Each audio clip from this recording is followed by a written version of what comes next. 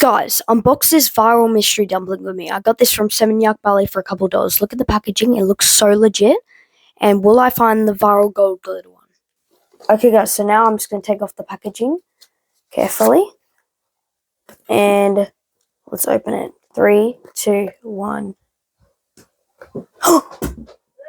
Wait, this is the Orbeez glitter gold, I think. Look at this, guys. Look at inside.